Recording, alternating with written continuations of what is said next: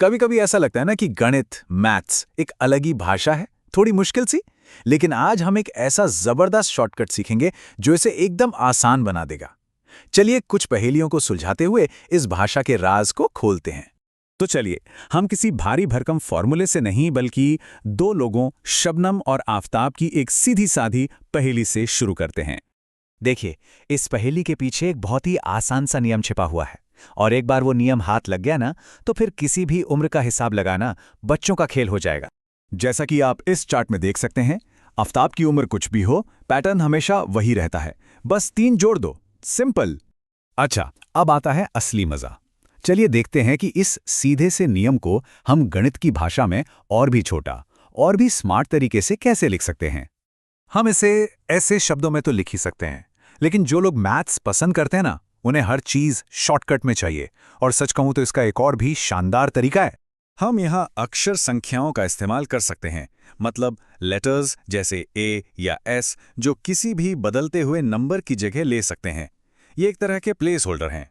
और जानते हैं, जब हम इन अक्षर संख्याओं को प्लस माइनस जैसे मैथ्स के चिन्हों के साथ मिला देते हैं, तो जो चीज बनती है उसे कहते हैं बीजीय व्यंजक, या कह लीजिए एक अलजेब्रिक एक्सप्रेशन।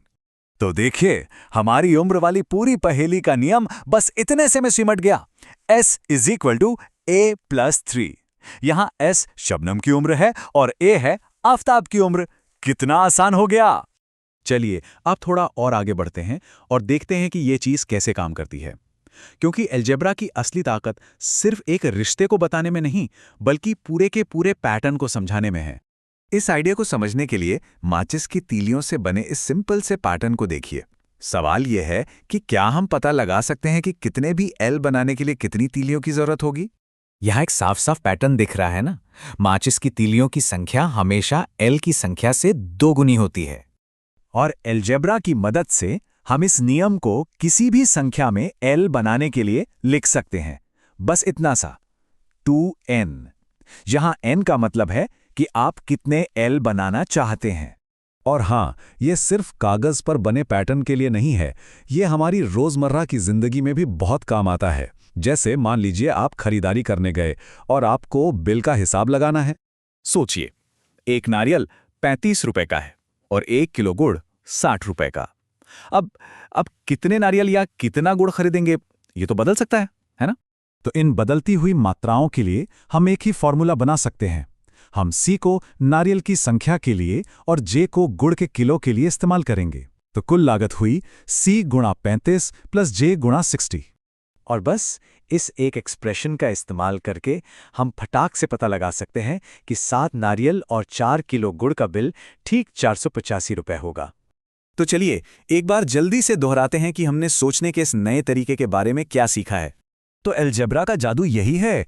ये एक लंबे चौड़े वाक्य को, जैसे एक वर्ग का परिमाप उसकी भुजा की लंबाई का 4 गुना होता है, को उठाता है और उसे एक छोटे से पर बहुत पावरफुल कोड 4Q में बदल देता है।